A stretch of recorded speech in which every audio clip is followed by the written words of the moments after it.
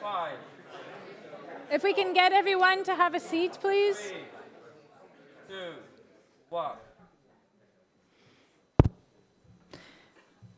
Welcome, everyone in the room and online. I am Nicole Lafour. I'm an associate director of the Doherty Water for Food Global Institute at the University of Nebraska. And I will be moderating today on managing water from the ground up, challenges and opportunities. As we get started, one of the first things that we're going to do is we're going to do a quick Menti poll, so you have permission to take out your phones. You'll get permission to take out your phones twice, right at the beginning and right at the end. If you'll provide one response, preferably 1 or 2 words, to this question, and we'll see the answers coming up on the screen as you start responding.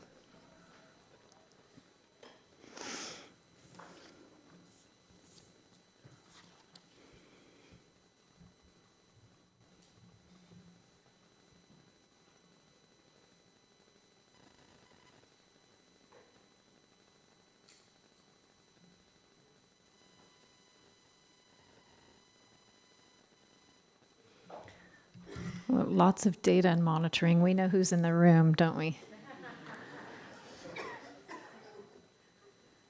Yeah, it gets even bigger. There we go. Okay, we'll return to the same question at the end. So we'll see if we've swayed anyone's views by the end of the session. So I'll just give a very brief introduction. We have a lot of great speakers lined up, so I don't want to take away from that. But this session and this program is really around looking at groundwater's role as increasingly important to food and water security globally. To ensure equity, sustainability, and prosperity, active management of groundwater is urgently needed. So this session will present groundwater policies and active management cases from Brazil, Ethiopia, Pakistan, and the US, as well as have a couple of presentations that provide some global perspective towards identifying those entry points for the type of collaborative action that's needed to prevent conflict over water more broadly. So I'm going to introduce our first speaker, Claudia Ringler, from the International Food Policy Research Institute. Claudia, over to you. Yeah, thanks so much for the kind introduction. So my job here is really to give a very short global introduction. And there's a later presentation where you might spot that someone is doing a well depth measurement or water depth measurement. So this is the first time you can spot it. And you can let us know later if you spot the second time. So I've seen all the slides. Anyway, so as we've already heard from Nicole, groundwater plays, a growing and an increasingly important role for global food security, but of course not just food, but also water security, animal, livestock watering, etc. Why have we seen this change? It's because of a much cheaper well drilling technology, cheaper individual pump sets that have started to become available during the 1970s and 80s. And it's becoming more important for many reasons, but one of them, of course, is climate change. And we know that groundwater, to some extent, has a better buffer function as compared to surface water in supporting irrigation development.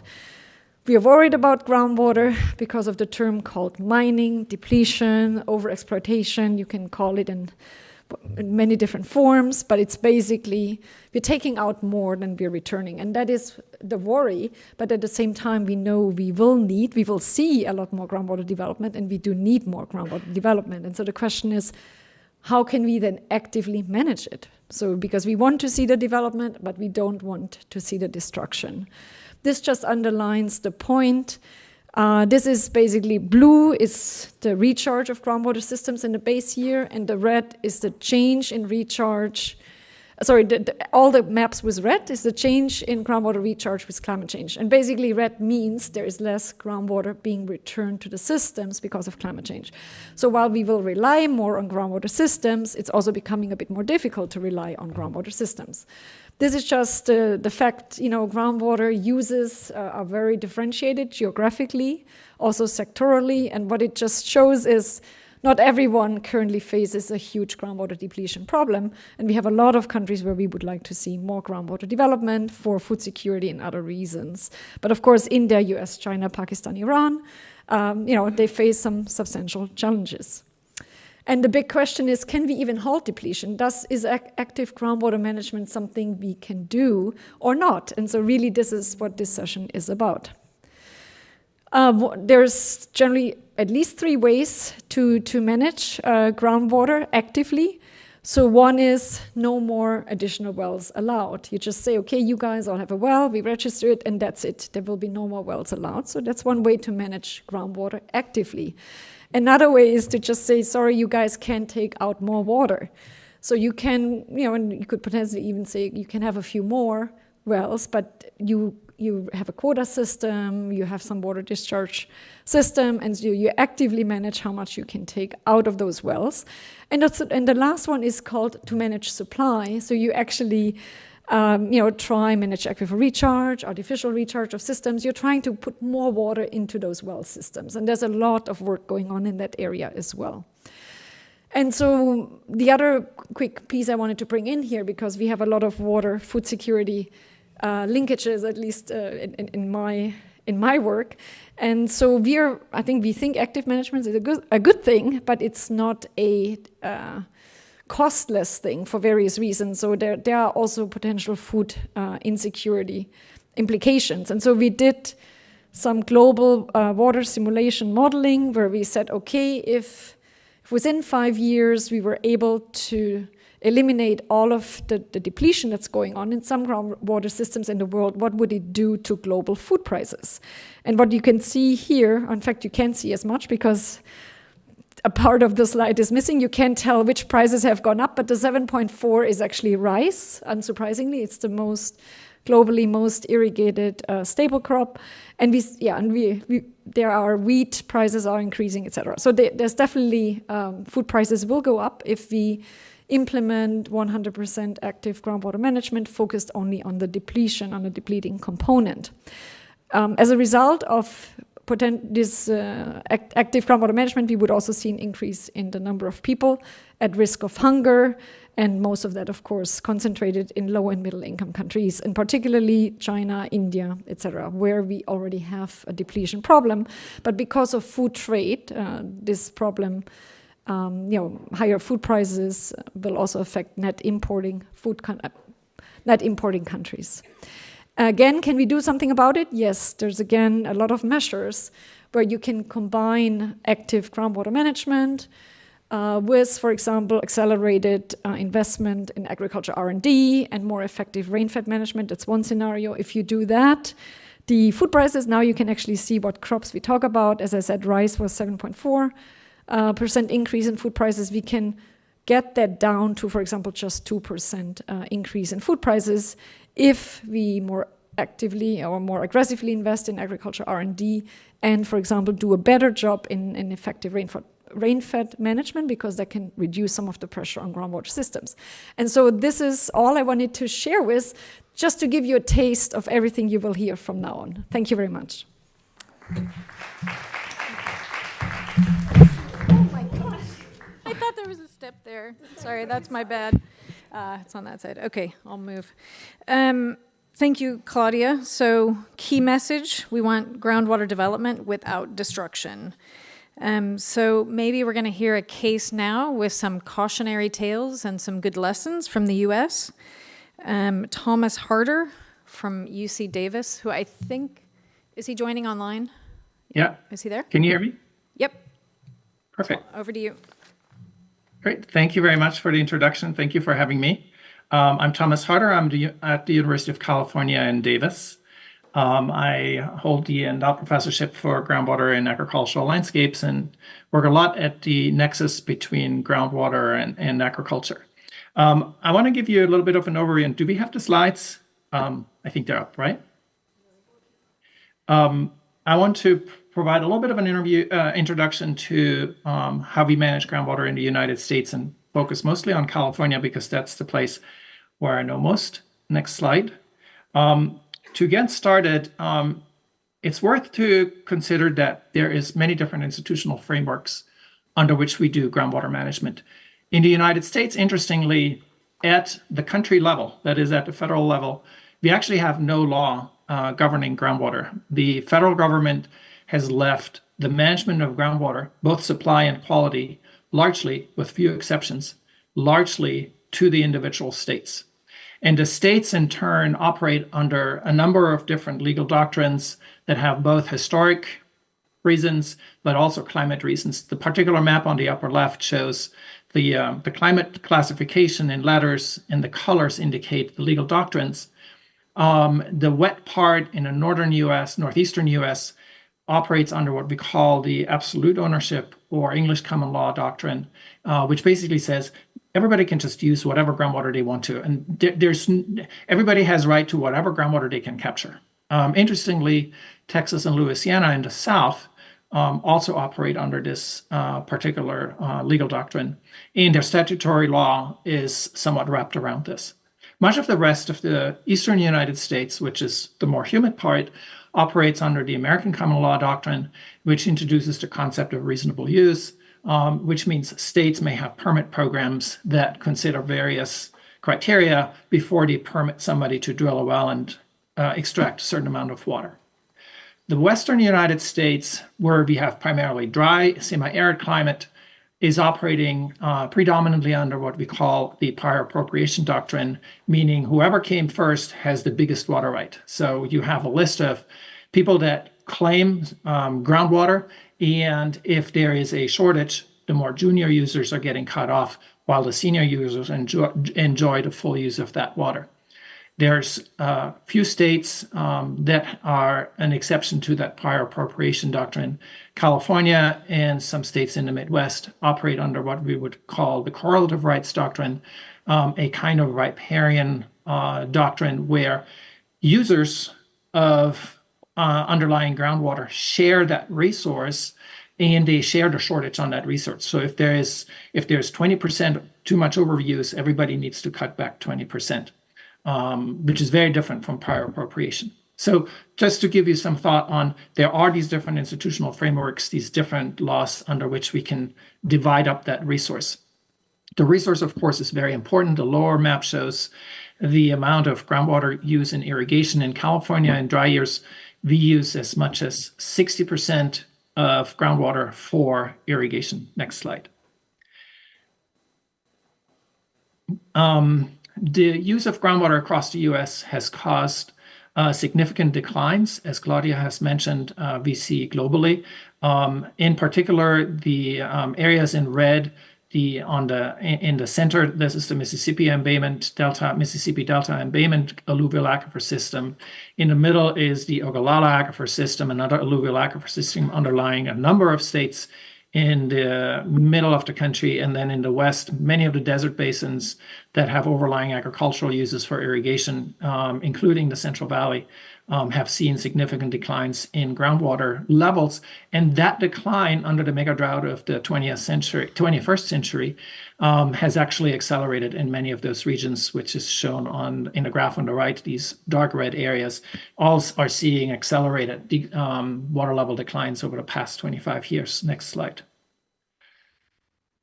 One of the interesting and curious pieces is that in many states, groundwater law does not consider the connection to surface water. When I pump for the irrigation system here on the left from a well that's situated 10 meters or 100 meters or a kilometer or even 5 kilometers from a stream, at some point, sooner or later, I will be impacting that stream flow, being that I capture water that would otherwise go to the stream, or being that I capture actually water from the stream to now go into groundwater because I'm creating a cone of depression. Most legal doctrines, or many of them, are not considering that connection. There are some states that are an exception to that. Next slide. Colorado in the middle here, and Washington in the northwest, but also Michigan, consider surface water users to have priority over groundwater users. And if somebody wants to get a permit for a well and to extract groundwater, they have to show that they're not impacting surface water, or they have to mitigate the impact to surface water before they can extract groundwater. California, most recently, next slide, has also begun to recognize the connection between groundwater and surface water, and importantly, between groundwater and groundwater-dependent ecosystems. In 2014, we passed the Sustainable Groundwater Management Act, which is based on two important pillars. It defines, the one pillar is the extensive definition of sustainability, which defines sustainability as the absence of declining water levels and declining storage, but also as the absence of seawater intrusion, as the absence of land subsidence, the absence of continuing degrading water quality because of groundwater management, and, as I said, the absence of surface water depletion due to groundwater pumping.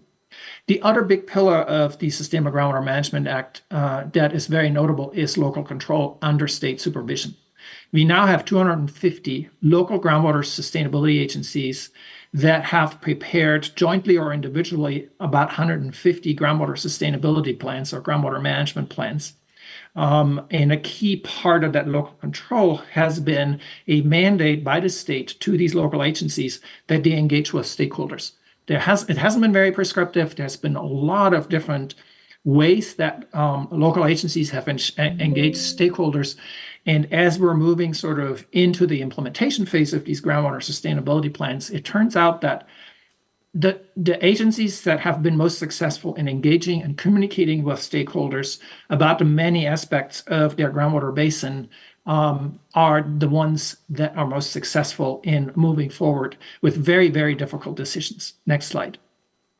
Part of these plans, of course, is to actually understand the groundwater resource, and part of that is in turn monitoring. And that monitoring needs to happen in all of these 6 sustainability indicators that I mentioned, where the agency then has to set speed limits, as I call it, a speed limit or a fever limit or something like that, where we set targets for where we want to be, and we set limits where we never want to be, so-called minimum thresholds. And that goes with all of these indicators. That's not an easy task, and that involves many monitoring data. Next slide. But it also involves, as we can see, so a diversity of data from across the hydrology space, the land use space, and the earth science space. Next slide. But then taking these data and actually combining them in models is emerging as a key process, and a very important message that we're learning in California, and that's coming from similar efforts elsewhere, is as we develop these models, we must engage with stakeholders in order for stakeholders to actually believe that type of, let's call it, measurement. But these models then become an important tool to work with stakeholders to say, okay, what if? Next slide.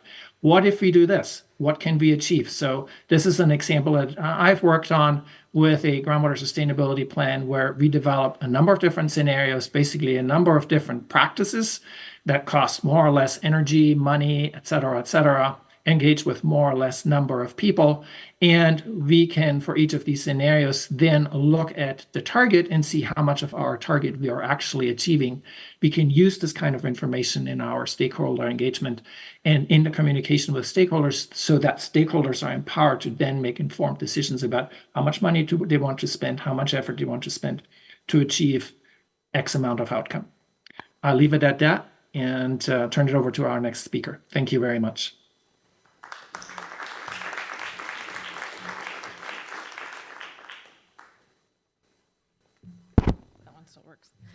Okay, I'll invite our next speaker up, Mohsen Hafiz from the International Water Management Institute.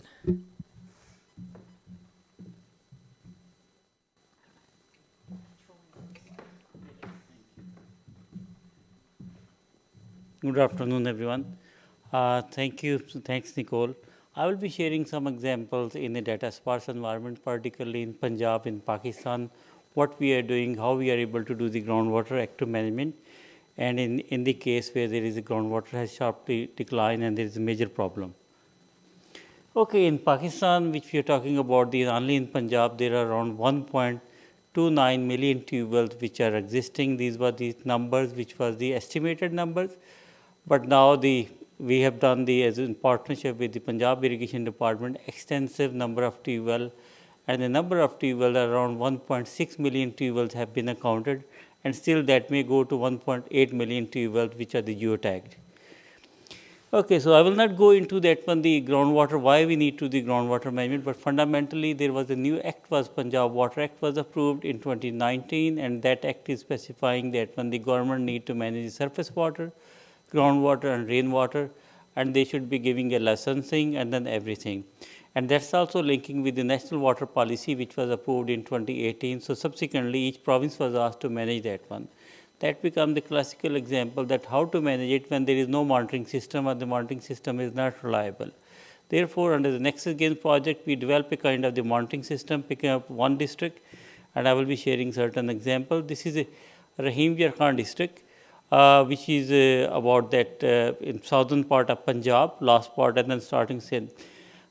The government number was there are only 40,000 tube wells exist into the whole district. We started doing the geotagging, and now it becomes 96,000 tube wells are there.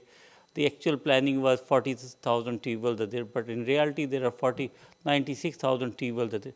We also did a geotagging as a part of that one, the type of tube well, also as the size and everything, solar, diesel and electrical. Well, also at the same time for drinking water supply, because the 96,000 are only for the agriculture purposes. Everybody could install, any farmer could install the pump, and then the electric, the other one, drinking one, that is owned by the government, and the government installing, geotagging of everything together.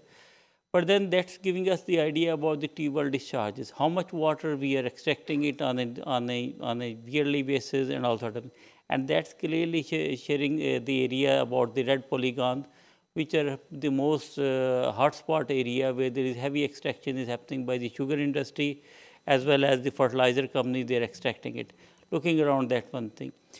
Next thing was that what could be the monitoring system. So we did it, basically we analyzed the last 20 years of data about the water table, quantity, soil and everything and the climate, and then did a principal component analysis to identify which pixels are good and what to do the monitoring of the groundwater in a way, in a systematic way, so we could account for water and everything. There, that's on the left-hand side, you are saying the Punjab Irrigation Department typical approach where they are asking the contractor to go and install it, and contractor will not do any scientific thing, he will just put it in a clump, in a one row. But we made a grid and looking around last 20 years of the historical analysis, and then each by each grid, which is 10 kilometer, within that grid, we put it that one with the grid which was a more critical, and where we installed all the CTD divers which are monitoring the groundwater quantity and quality. So we started getting the information in a way so that we know what's happening in the system.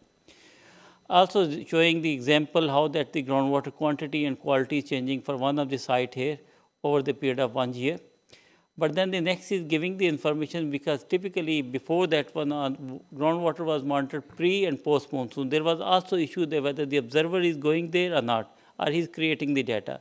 Now we are getting the CTD divers, and that's providing the information over last 1.5 years what actually is happening. Also we did the quality assessment. The quality assessment was more important, that because a lot of the area where there is high, the groundwater is polluted, that the wastewater without the treatment is being injected, and also the other things. So we also assessed on that one, and for that one we have done a very comprehensive assessment. Around 150 samples were taken in addition to what we are getting it historically data, and that giving us the idea that there are certain areas for arsenic, there are certain TDS, there are fluoride, but if they are growing it, the crops there, and that's the first time that's the crop is edible crop, then that put a serious question on the health and everything. And that sort of information is a new, which the government was not aware, and how to do.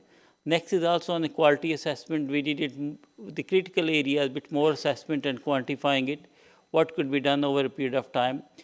And then that's leading towards on the development of comprehensive groundwater quality evaluation. What's happening in that one? And here I'm sharing another district where the potato crop was grown, and as well as the rice was grown, and using the arsenic high content. And this is another project which we are monitoring under FCDO. So basically we have picked up the 3 districts in part of Punjab, and then we installed around 150 CTD divers, and the same methodology is applied. And the methodology has been picked up by the government, And the government said, no, this is really good methodology. With the government investment and everything, they asked us, can we develop a decision support tool? And then the tool need to be providing, and that's what we have picked up the tool, and government investment is being utilized on that one for future one. And that's sharing the website which we have developed, and the irrigation department will start monitoring and everything about the one site. Last slide, Claudia. We also looked on the whole Punjab, the groundwater vulnerability, and identifying which area is vulnerable, which area is not vulnerable, so that guide to the government about that, where they should allow the installation of new tube wells or not allowing. And that's the information is. And also looking around that one, one last point is, there was a government reporter was saying that there are only 2,000 tube wells are existing on solar. But our study analysis is telling there are around 50,000 solar tube wells already exist.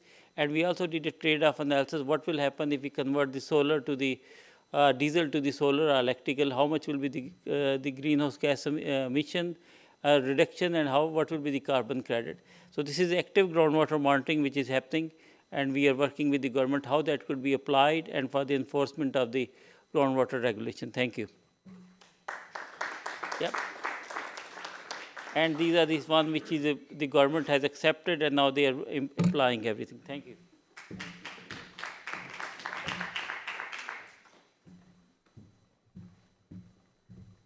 This is a bit of a marathon of information, so thanks to everyone for staying on time, and I really appreciate the comments on groundwater quality, because part of preventing destruction isn't just on depletion, it's also on the groundwater quality.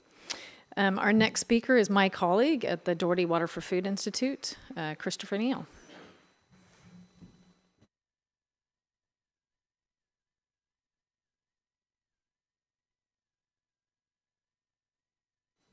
Thank you, Nicole. Our partners are from the Federal University of Viçosa in Brazil, Minas Gerais, Brazil, and Aprofir, Association of Producers of Dry Beans and Pulses and Irrigators of Mato Grosso.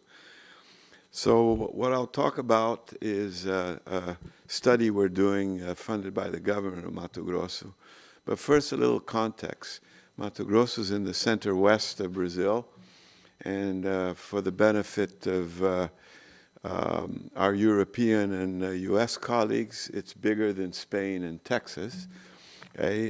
It's a proximity to the equator, little seasonality in temperature, but big seasonality in precipitation, right? There's a distinct dry season from May to September, and crops are planted in October through April.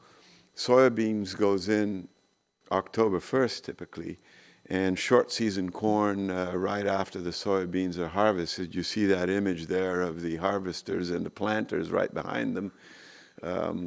That happens down there. And a big producer of soy, maize, and cotton. But there's a problem. The climate is changing.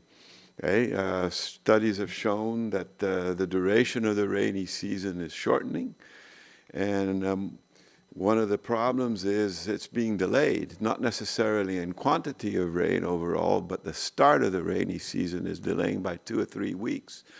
So if the farmers only get to plant October, third week of October, when the soybeans come out, there's not enough time for the short season corn in that tail end of the rainy season. So there's an expected reduction of corn yield, significant as these climate change scenarios that you see in the images there, where October 1st is the light yellow, under the most optimistic scenarios, there's still going to be this delay coming down the pipeline. So irrigation is one of the possibilities, right, to guarantee the planting at the right time. If it's properly managed, use the precip, and guarantee the corn yields, perhaps a third crop if it could be done sustainably. But also irrigation, you can get higher yields of soybean and corn, especially corn, because you can increase the planting density and use different hybrids and so forth. So the governor of Mato Grosso is interested in developing irrigation in the existing areas, and that's important, okay, because 3 of the important ecosystems, the Amazon savanna cerrados and Pantanal wetlands are in Mato Grosso, and so they want to develop existing agricultural areas with irrigation. And so studies need to be done to analyze surface and groundwater availability where this intensification can happen sustainably. And that's where we're part of the study. Just a comment, I'm not going to dwell on this, but Brazil has environmental regulations on how much you can cut down of the ecosystems for agriculture. Whether it's enforced enough depends on who the president is, and I'm not going to delve into that, okay? But our study is going to look at existing irrigated areas, the light blue, and those black dots are center pivot irrigation.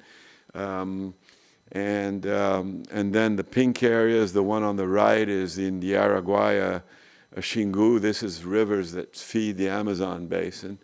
And the third phase is the green phase, which encompass some of these ecosystems, so I doubt that there will be any development there.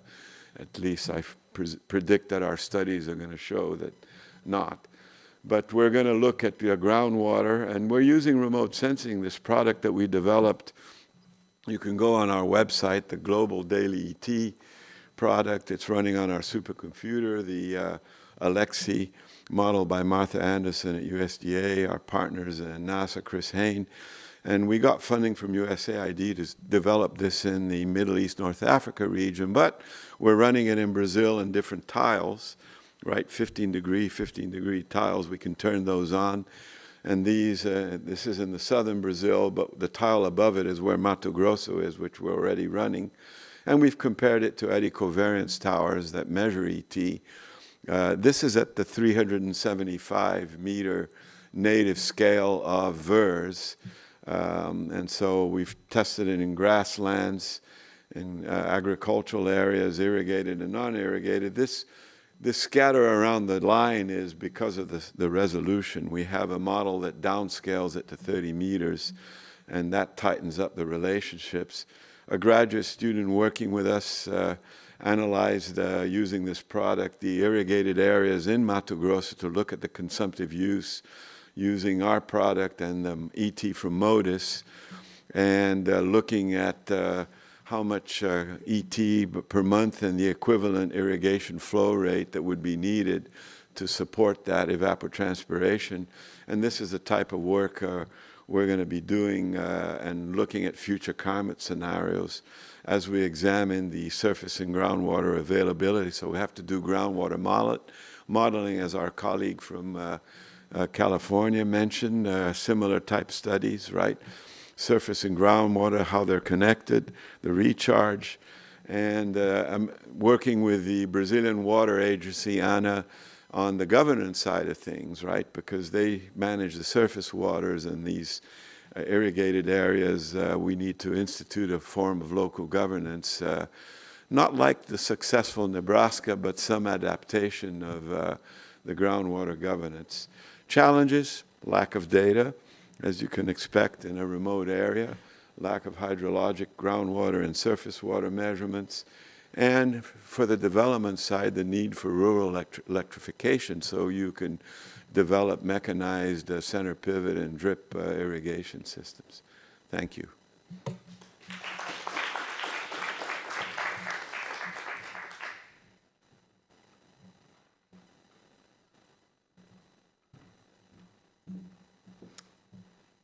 Thanks, Christopher. So we've heard from different parts of the world now. I'm going to introduce Darren Siekman. He is from Valley Irrigation. And he'll bring a bit different perspective. We've been listening to research that's been going on primarily at universities and international ag research institutes. So now we'll hear a little bit more from a private sector perspective.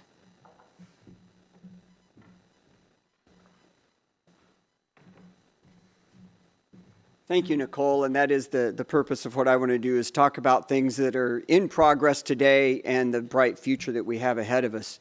For those of you that may not be familiar with us, Valmont is a publicly traded company, $4 billion of turnover, 80 years old, And we are the pioneer in center pivot irrigation. So we are the pioneer in center pivot irrigation. So if you look across the world, there's probably 600-ish thousand center pivots, and about 250,000 of those are valleys. And it's unique because we are the premium product, but it really provides a great return on investment to the grower. Whoops. Maybe? What am I doing wrong? There we go. So again, our tagline about conserving resources and improving life is something we take very seriously. And it also flows over to the rest of the company, which does transmission infrastructure for utilities, telecommunications, and things like that. Again, we're the only implement in the field that's there 24/7, 365. And so again, Nebraska is very unique because it has the most center pivots, more than Brazil, more than South Africa. But by the same token, we want to make sure that the purpose of the case study we're showing today is just because we have a hammer, not everything is a nail, right? So what really has brought us on this journey is a long-term partnership with the University of Viçosa, projects that we started in Brazil literally more than 20 years ago. So as you can see now in the Mato Grosso, as Christopher was mentioning, we have real case studies and real results for growers where there has been not just a water savings, but now a yield output savings as well. And again, the other unintended consequence, I know this is a groundwater session, but what came up this morning was, let's face it, this needs to be a great return for the grower in the absence of policy while we're bringing in the right policies. Well, the return for the grower is this also saves their energy. So we're seeing a lot of uptake in the areas where energy is absolutely the higher than average and the restriction that we have. So as I mentioned, this has been a long 20-year journey, and we're very proud of that. There's over 320,000 hectares, monitored in Brazil right now. And more importantly now, every time a new system gets installed, it has a monitoring and a scheduling system with it. And again, it happens to be ours, but we're not saying that's the only one that's out there. But the point is, and that's one of the things when I get to talk to groups is, again, whether it's drip versus mechanized, and if we're talking about the efficiency differences, that's great. But if we're not actively scheduling and monitoring those, that's where the waste really comes in. So that's what we're trying to drive as a manufacturer. That's what we're trying to drive from a business development perspective, is making sure that we absolutely have the latest and greatest technology that's out there, and then continue to adapt that so that the grower then can get that return and we can have a sustainable outcome. And then what really excites me and what I spend most of my work on is absolutely, where we're going. Every machine that comes out of our factory now has the ability to be connected to the cloud. And in cases where you don't have good connectivity, we can definitely have on-premises solutions too. So our largest installation in the world is completely monitored on-prem. And then again, the ability now to have sensors on the machine. And so again, we're going to be able to share that data, not just with the grower, but then start to use the macroeconomic effects and share that as well. So again, we think the future's bright, and the reason we're here is we really want to be part of the solution and part of the conversation. Thank you.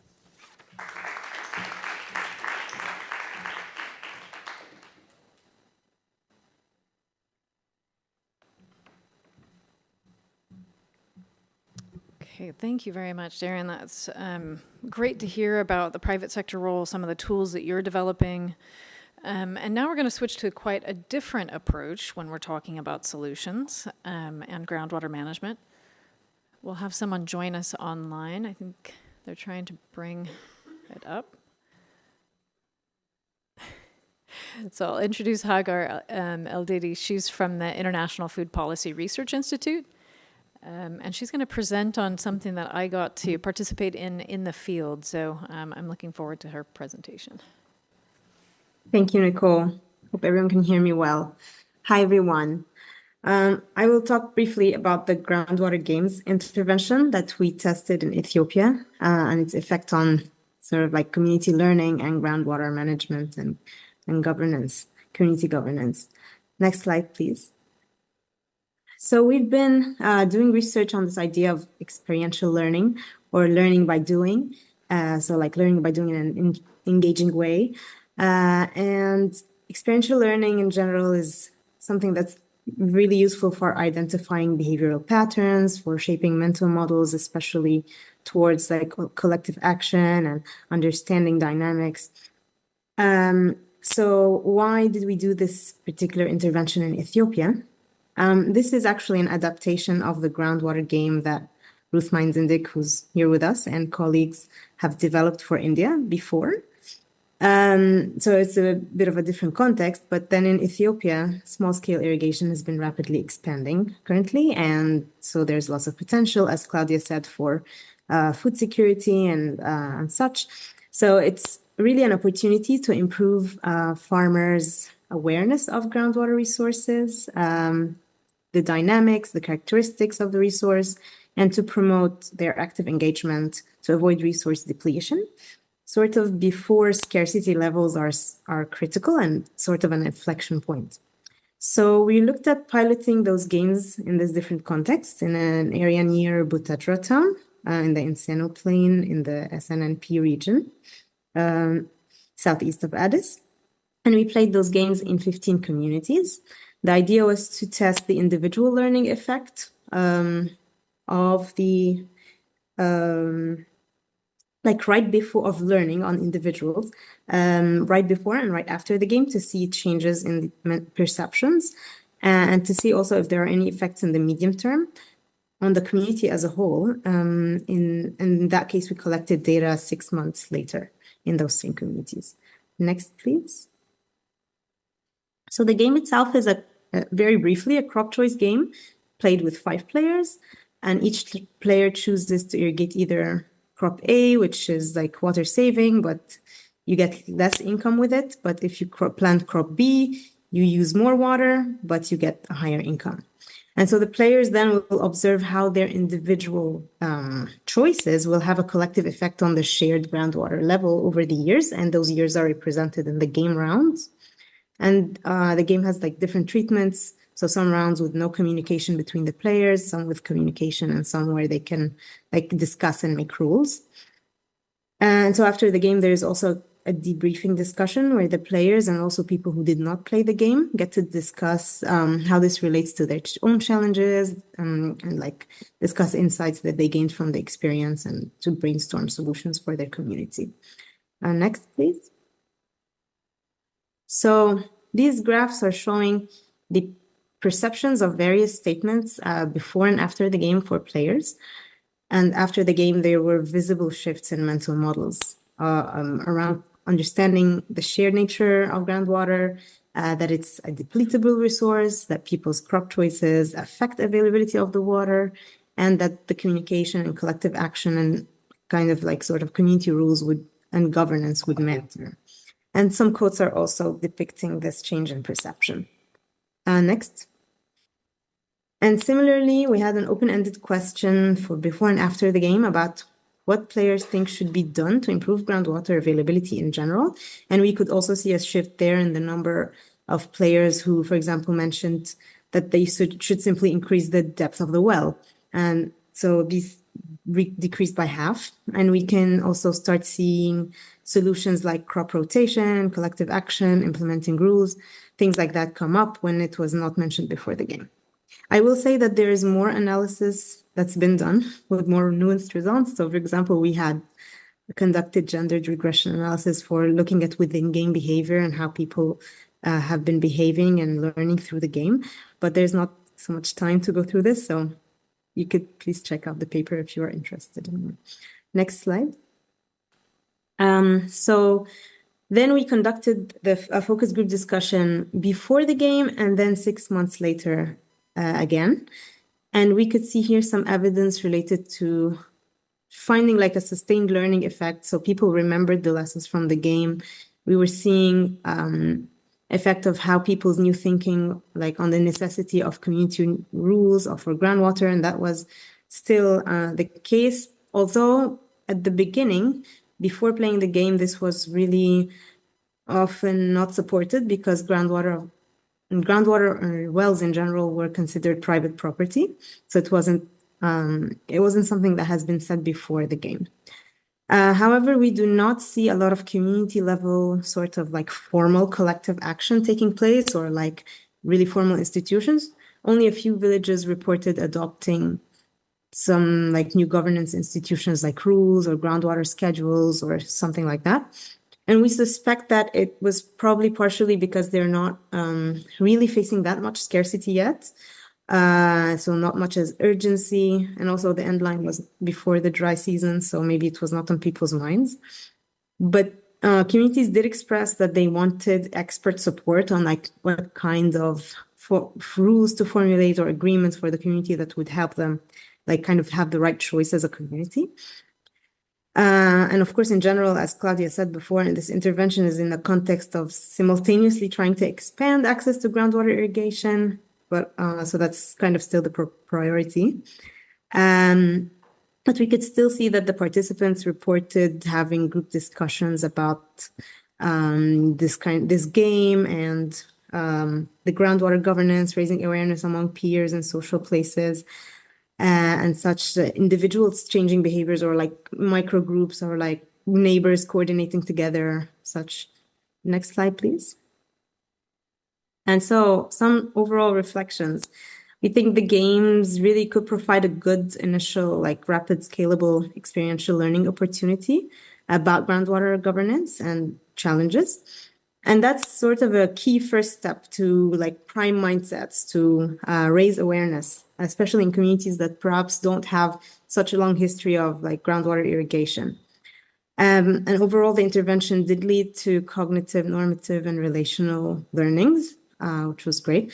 But as a next step, I think deeper and longer term targeted engagements would be important at this point. So we talk about embedding the games in larger intervention packages, especially like with technical assistance, with partnering with extension and like practitioners on the ground to really provide communities with resources like that they would need to make those decisions, like local crop water requirements, aquifer mapping, other monitoring tools, and other information to guide and equip communities towards sustainable water management, both on the supply side and the demand side. Thank you very much.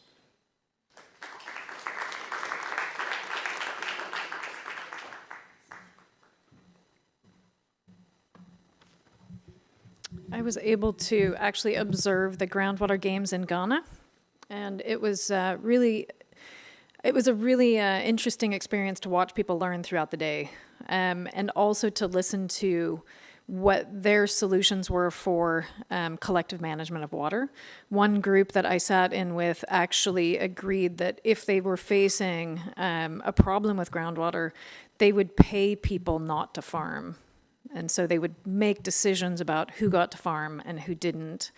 And that was, they're not actually telling them what the solutions are. They're allowing them to discuss what would work for them and what they think they would do. So it was a very insightful process to be part of. So we've heard from the US, Pakistan, Brazil, Ethiopia. We've heard from industry. We've heard a little bit about different types of tools and different types of approaches for better groundwater management.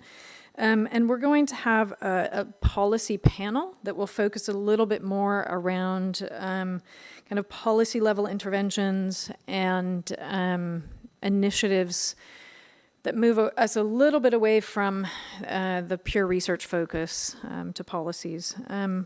I'll ask Kevin Peterson from the Southern African Development Community to come up. This is a standing panel. We don't have chairs. And also Ramon Brentfer from the German Federal Institute for Geosciences and Natural Resources, and Ruth Menzen-Dick will be joining from the International Food Policy Research Institute online. And I was going to ask Ruth to kind of get us started, but they haven't gotten her connected, so we'll do it backwards. What I'll ask is just 1 minute for each of you, just something about your institution and what you're doing. Ah, Ruth is there. Great. I think they did bring me up. Yes, thanks. Perfect. Thanks, Ruth. I'll hand over to you for your introduction. Okay, thank you very much. And I've been working a lot on groundwater governance in the context of Nexus Gains and looking at tools for groundwater governance. What we've ended up after reviewing lots of tools and realizing that none of them were a panacea, none of them worked everywhere, and very few successful examples, what we came up with was the need for, rather than starting with the tools, start with identifying the key actors. And here, I think both government and irrigation agencies, but certainly also the water users, the water user groups, and the other actors such as those who may be using for domestic water and others. Then consider what do they need. And we've come out with a combination of knowledge, motivation, and agency. So there's the knowledge of groundwater conditions. And that knowledge means ability to use information. That means going beyond just the data, the raw facts. You have to organize it, contextualize it, create information, put analysis and interpretation, share it with people, create learning such that you have knowledge. Then you have to have motivation, and most of the motivation focuses on external incentives, regulation, either fear of punishment or economic gain. But when we look at both the games and other case studies, there's other internal motivation of care and identity. Finally, if you know what needs to be done and you're motivated to do it, what agency do you have? What is your ability to act, to produce desired outcomes? And those are both the biophysical and the social conditions. Now, because groundwater is inherently a commons, a shared resource, coordination action is required. That means that agency, ability to act, is relational. You then have to look at the power relations. Mohsen gave great examples about some of the powerful actors that you need to take into consideration in all of this.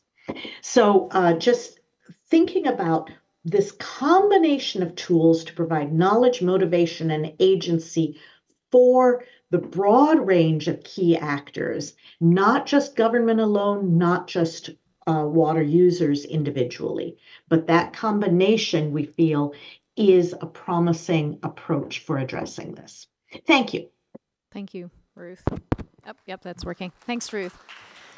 I'm going to ask Kevin, maybe you could talk for a minute or two, just talk about what you're part of the Groundwater Institute with SADC, about what you do, what your role is, and what your approach is as an institution. Thank you. Okay. Yeah. All right. Yeah. Thank you for the invitation to speak about what we do.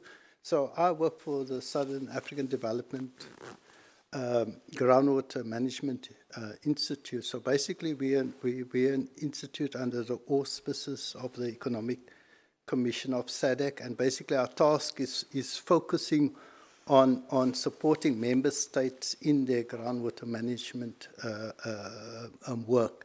And one of the aspects that we focus on is trying to understand the policy, legal and regulatory environment, and also the different institutions around that, and how we can support the members states, in terms of cross-learning, in terms of bringing best practices to them and supporting them in terms of groundwater development. Great. Thank you. Ramon, same kind of... Yeah, thank you. Is it already on? Yeah. Ramon Brentford from the Federal Institution of Geoscience Geological Survey. It's just a shortcut is BGR.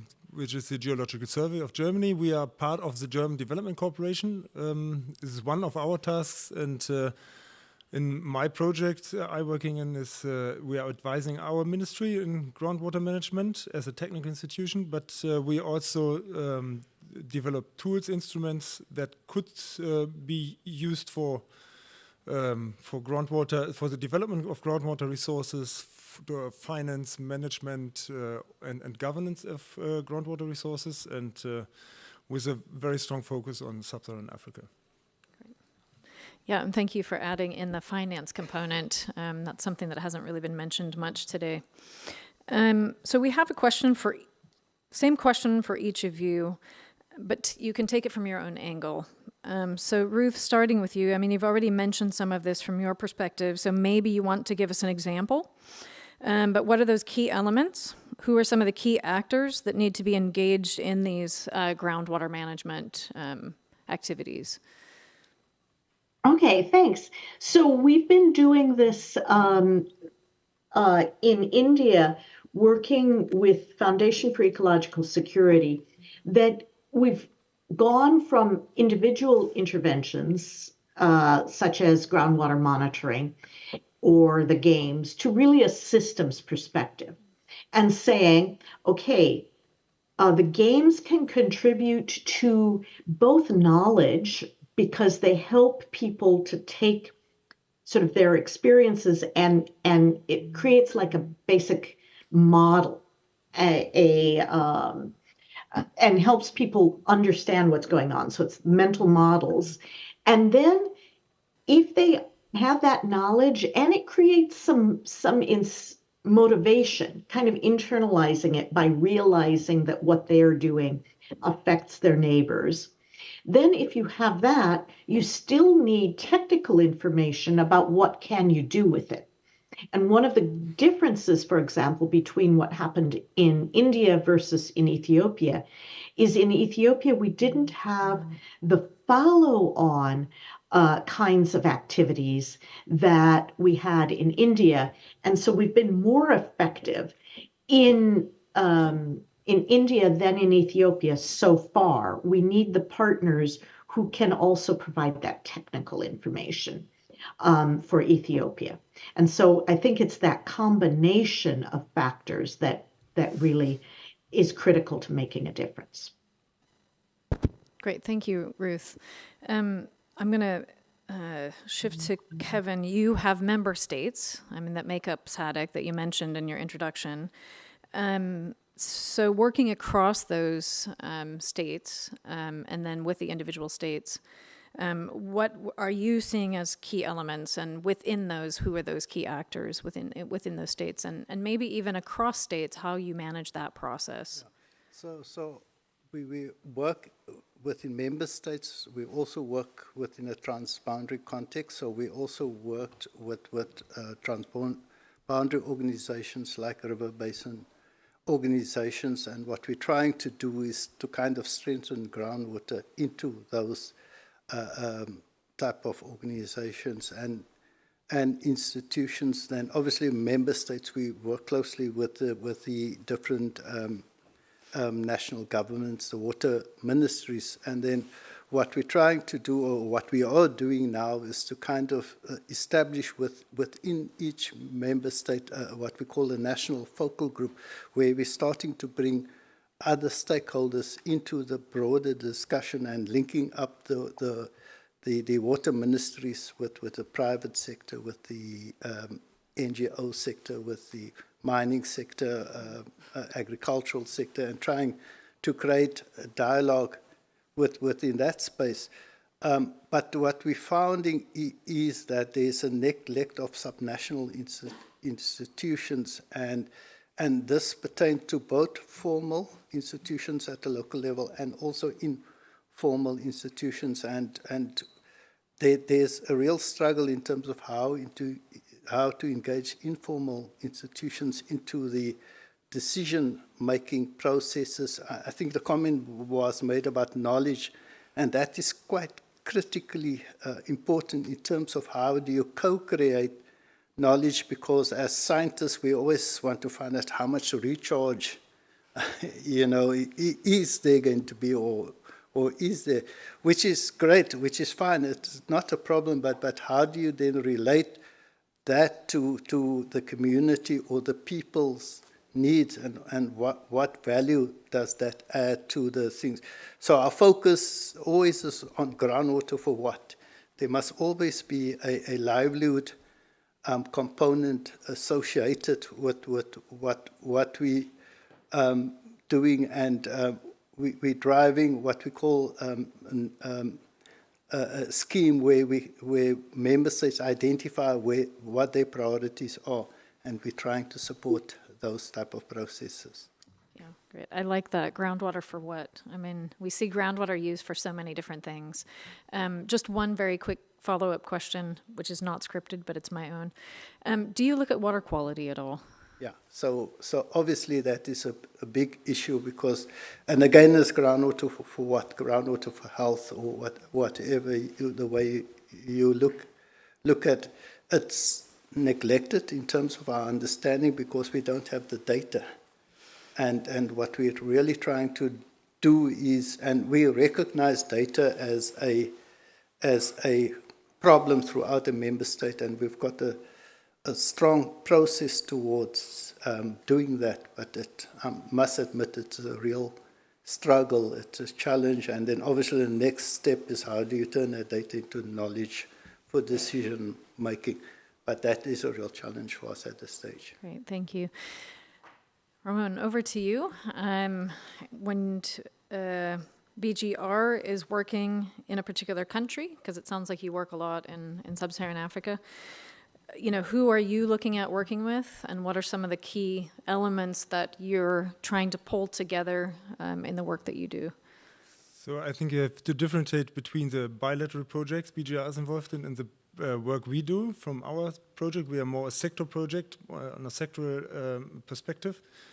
So in a bilateral project, mostly it's state agencies we cooperate with, like water resources authorities, and support them in fulfilling the mandate and in monitoring, managing the resource.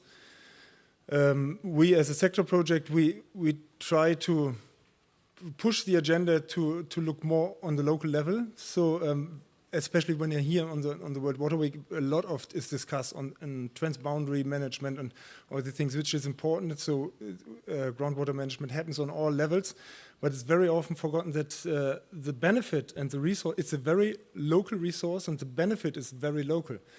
And the benefit is within communities, and that's why it makes sense very often to manage groundwater on a very decentralized level, as much as local as possible, because they know their resource and they know best how to use the resource and how that resource could be used for social-economic benefits.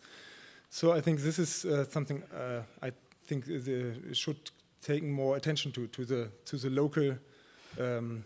local character of the resource. Yeah. And I think that finance is interesting there because finance is often not local. So then it's really bridging. Absolutely, and this is also very much a challenge to, that's why we cooperate, for example, with the United Nations Capital Development Fund. It's an organization which is very specialized in the last mile finance and in local finance, the development of local finance instruments, because it fits very well together, like groundwater, which needs really local finance mechanisms, and with this approach for community level finance approaches. So this is quite challenging. There is not that much available, and and it's like groundwater development and finance is like a white spot. So it's not much developed and needs much more attention, I think. Yeah, great, thank you. I appreciate that comment. I want to ask one other question before we open to Q&A, but my question to each of you, and again, we'll start with Ruth, but the theme of Water Week is around conflict and peace and security. How do you connect the work you do in groundwater, and what do you see the connection to the theme around security and peace? Oh, okay. First of all, I think in terms of because groundwater has become such a critical resource, for food security that Claudia mentioned is one of the most obvious ones of this. So we have to consider what, how will this groundwater management over the long term. And we do see areas where we've had depletion that are becoming more and more, climate migration and some of these other kinds of problems that emerge. So that's one area. But I think there's a lot of talk about water wars and such. Mm-hmm. And often that's from water as a flashpoint. Well, it's problematic concept that water wars will occur because they haven't. Water has often been a factor for cooperation, but that's when it's visible water. Both the conflict and cooperation are more complex when you have dispersed groundwater users and the invisibility of the resource. So I think one of the big issues of these activities to bring people together is to highlight the shared nature of the resource and try to build the cooperation using what Thomas mentioned of California's point about local control and decision-making about how they will share the resource over the long term. So I think those are some of the complexities involved in this issue. Thank you, Ruth. Kevin, you're working across multiple countries with basins, some of which are at risk. So within our space, or where I've operated, and my experience is that we view water as a mechanism for cooperation. And I think it's important, even within a groundwater perspective, in the other session that I also talked about, I highlight the case of where we've set up this multi-country coordination mechanisms between countries, which provides a mechanism for countries to kind of deliberate on issues of concern. And I highlighted the example of uranium mining and in situ leaching of that, and how that mechanism can be used for the countries to come together around a common conflict point issue and start deliberate amongst each others and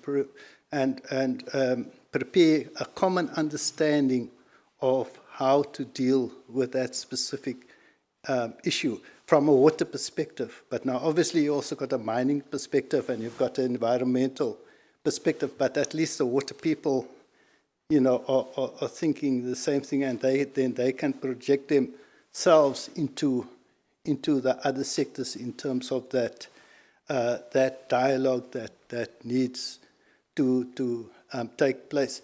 But you need institutions. If you don't have groundwater institutions, if you don't have local groundwater institutions, you don't have the mechanisms, you don't have the means to kind of mediate those kind of conflict issues. And as groundwater people, we don't know much about diplomacy, but that is skills that we need to develop. I'm not sure. I think some of the people I've met in groundwater have very good skills in diplomacy. They might look a little different, but I think they're there.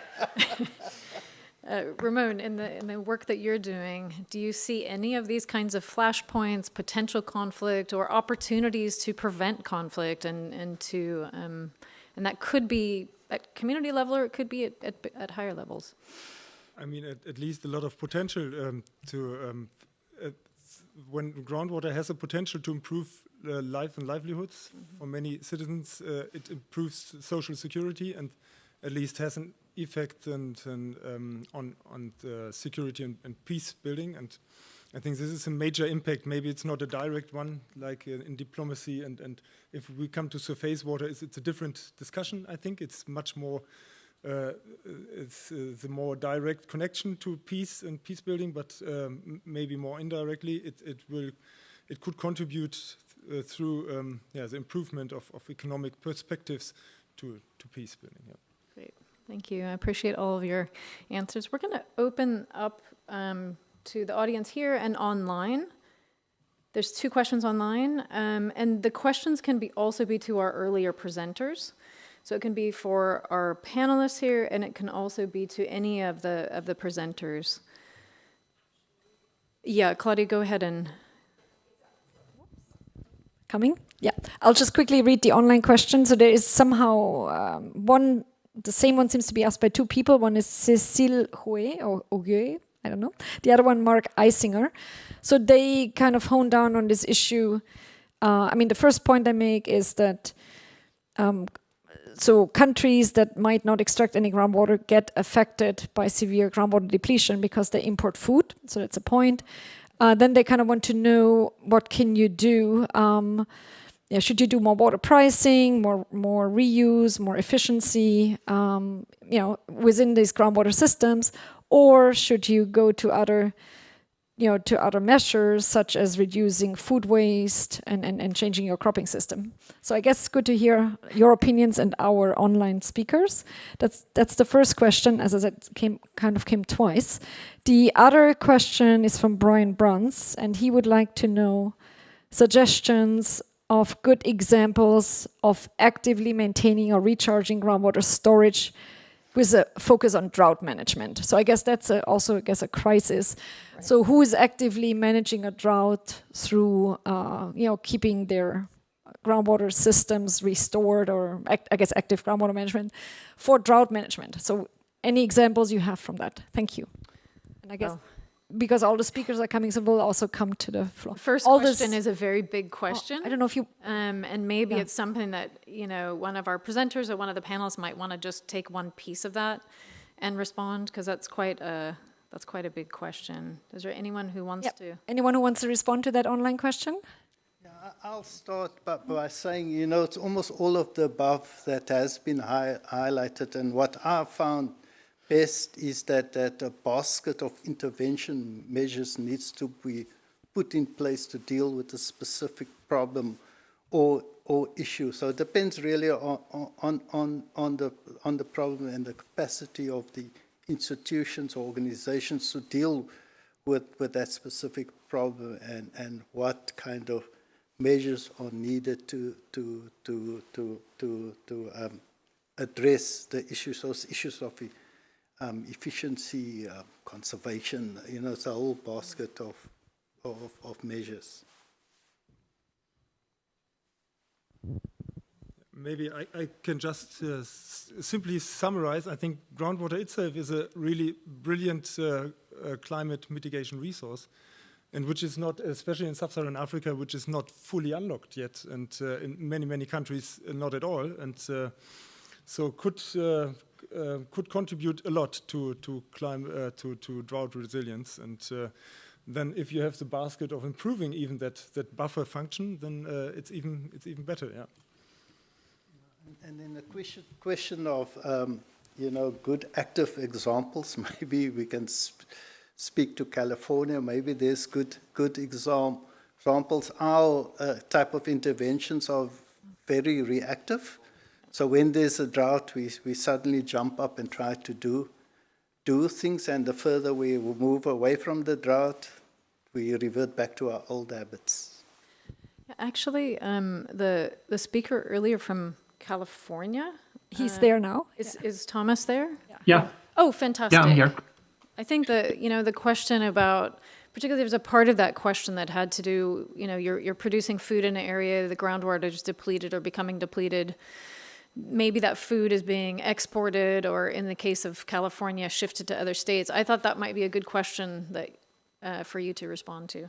Yeah, so I think what we're seeing in California is sort of the whole range of the whole gamut of and diversity in how people are trying to send signals in terms of reining in the extraction, but also taking advantages of opportunities to do recharge. On the pricing side, some of the studies that have been done in California show that by actually introducing water markets, groundwater markets, it provides farmers the flexibility to make decisions that would ultimately benefit agriculture and minimize the agricultural impacts.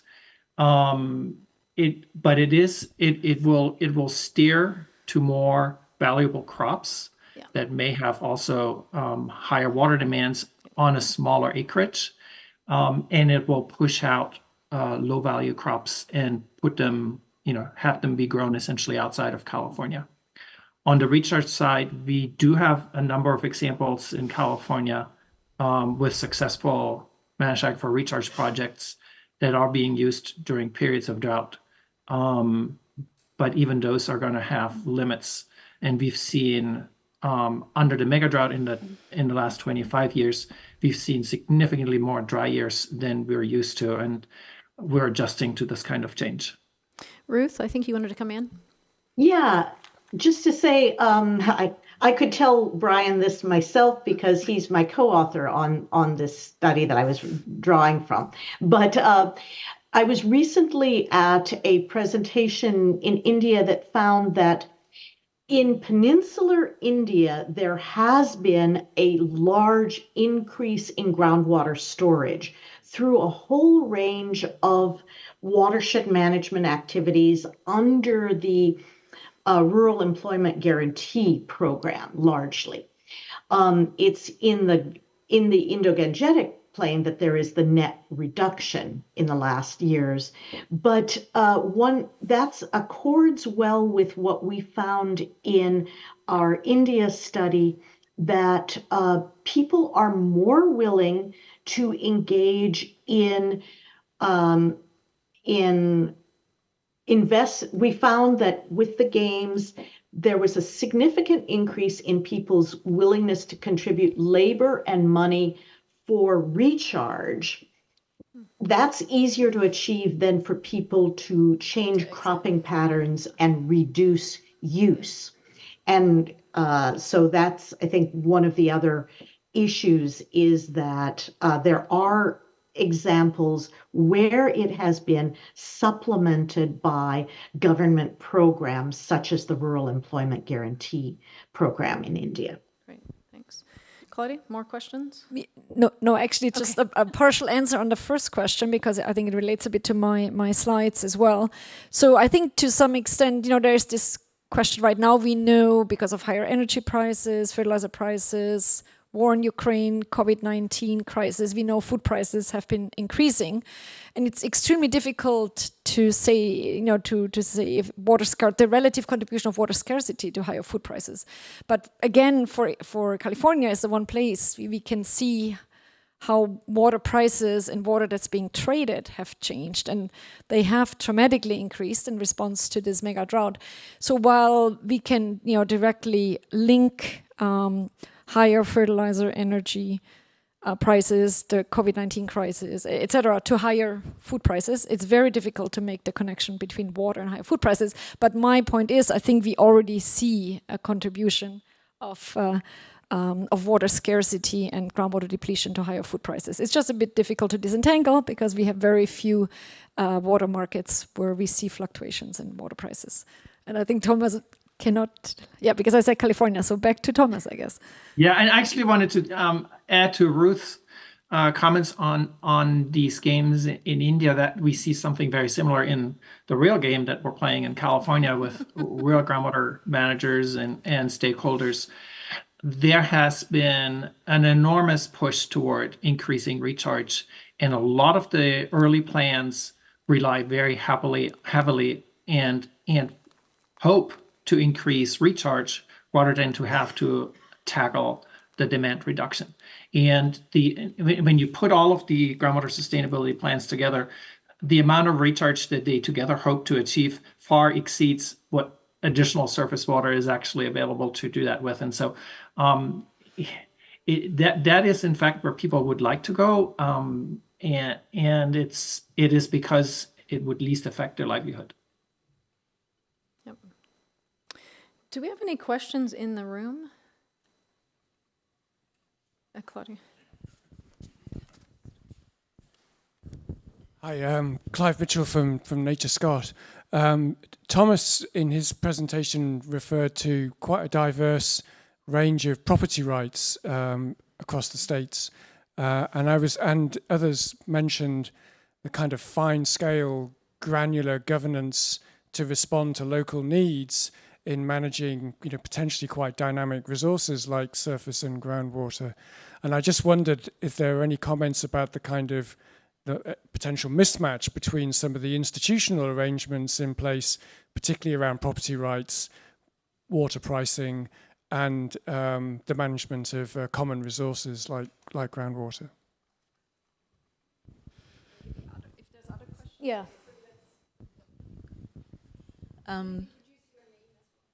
Oh, okay. Hello, my name is Patience Mkuyu. I'm from WaterAid. My question was to Hagar. I hope I have the name right. I'm just reading off the screen. When you were presenting about the games, the games that you were doing in Ethiopia, I wanted to find out what were some of the deep-seated myths or beliefs about groundwater that you kind of observed among those who were playing the games. And you also mentioned something quite interesting that you said they have not yet experienced scarcity. Maybe that's why they were a bit pliable. And so my question to you was, how would you translate this game in a more water scarce environment or in an urban setting, for example? It's very good, more research. And I would like to also hear from Mohsin on that question, the beliefs around groundwater, because not just, I think Hagar has heard of some of them, but I've been in the field in Pakistan and heard about some interesting groundwater beliefs. But we first have to get one more question. Thank you, Claudia. Thanks to all the panelists. This is a really good session. I'm wondering if any of you can address, I'm sorry, Renee Robbins from MIT. I'm wondering if any of you can address the challenges of fossil groundwater, which is quite prevalent but not isn't recharged in our lifespans, and how you might consider a framework to manage that sustainably, if that's possible. Anything else before they try to answer? No? Okay. You tell me if you want. Why don't we start? His groundwater, yeah, what groundwater beliefs in Pakistan. Pakistan. Sorry?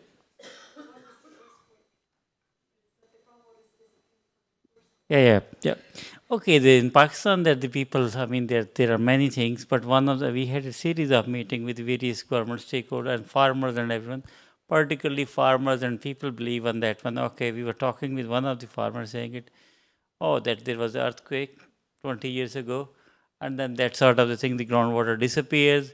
Some are saying we don't need to worry about the groundwater. There is plenty of water, and our grandfather was doing the irrigation. That was fine. Why we need? It's just a kind of the awareness about that one of the farmers about that one. But when you talk with the farmers, we also introduce the games part of the which Ruth has presented. Ruth mentioned about that one. If you tell the farmer this is a climate change and everything, you have a real conversation. Then they start thinking, yes, that's a problem. But then typically the people have a general belief is that one, we have plenty of groundwater, we don't need to worry it, and we'll get that one, and trying to do that one, that natural disasters are leading toward that one. And then we are telling them, no, it's not the natural disaster, but it's also that one, how we are using the water. Thank you.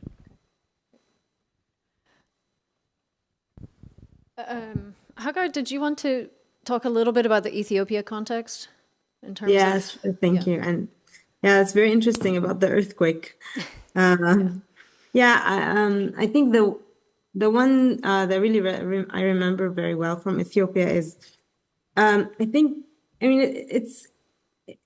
it's just this idea that there's no connection between, increasing use will lead to less groundwater. So when you ask of the farmers, what will happen if like more people start drilling wells around you, or like more neighbors start drilling wells? And the answers are, you choose between more water, less water, or no change. And a lot of them would just say no change. It's not going to affect anything. So there's no connection between the, that our choice or the withdrawal of the users affects the availability of the pool that's underground, and that, it's connected. So that was, I think, very interesting. and also sometimes that perhaps like not always the connection with rainfall as well. And then about the question of is it not, that they don't see so much scarcity yet? I think like I'd also like to clarify this bit a little bit. I would say that compared to places like India, Pakistan, depletion is not like it's super high. And so that's why I'm saying that it's probably not like super urgent for them to start acting. They don't see, there's not such a long history of being able to see, oh, the water is really becoming less and less every year, to the extent that they feel that they need to immediately change their behavior. They do see scarcity, so they do see that, yes, it used to be easier to irrigate, but we just now need to drill deeper. That's always the thought. Just drill deeper and everything will be fine. And it would be very interesting actually to do this game in an urban environment, because I think I mean, the users are even less connected, and there are other actors who are completely different, like municipalities and other different factors that you know would be really interesting to consider. I think it would be complex, but I feel like the more we move towards urban areas and the more we become even more disconnected, the harder it is to make the connection that it's all connected together and that we all affect each other with our use. So I think that would actually be a very interesting exercise to conduct. Yeah, and we do need to wrap up unless there's someone who wants to take on fossil groundwater in 1 minute or less. I think we are we could do it. My colleague is even a better expert on it. He's sitting just there, but maybe I can just wrap up. I learned from him today that we don't. I mean, fossil groundwater is a special case, but it's not only fossil and renewable. Today I learned there's also non-renewable groundwater, which is also, again, different. There's some groundwater what was the word for it? but very just in a time span of some 100 years, and so that's always different setting, and it depends on the groundwater use and on very different things. So it needs a very differentiated look on that. But not only on the recharge. This is the recharge side. This fossil is no recharge. Then there's renewable is just a little bit. There's some recharge. And non-renewable is just very little bit recharge. But you should also take a look on the hydrogeological conditions, because it's very different if you have a high productive aquifer or you have a very low productive aquifer with maybe no interference between wells. Then you need a different governance system than in a high productive regime where you have where your abstraction might affect other people. Is very different with monitoring needs and regulation needs than in a setting where you have nearly no effect of other wells and around you. So this, I think this aspect is really important to take in account. Not only the stakeholders and also the physical conditions is very important. Thank you. I want to thank all the panelists and also the presenters from earlier.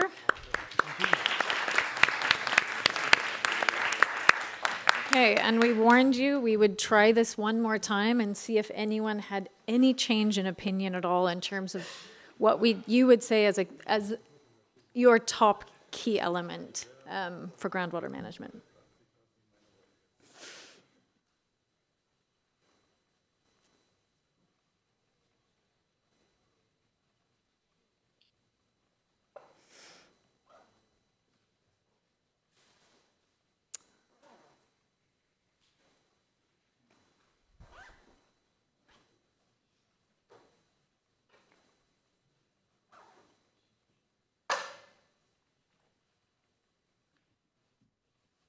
Okay, so we've switched more from data to knowledge. Monitoring is still there, but a bit smaller, and I don't see tools this time. Okay, thanks everyone for contributing to our poll, so we could kind of see if we had any swaying of ideas, and it looks like, at least temporarily, we have some people thinking a little differently. So I appreciate that, and I want to thank all of the presenters. I want to thank the panelists and all of you for joining, both online and in person. Thank you for having us.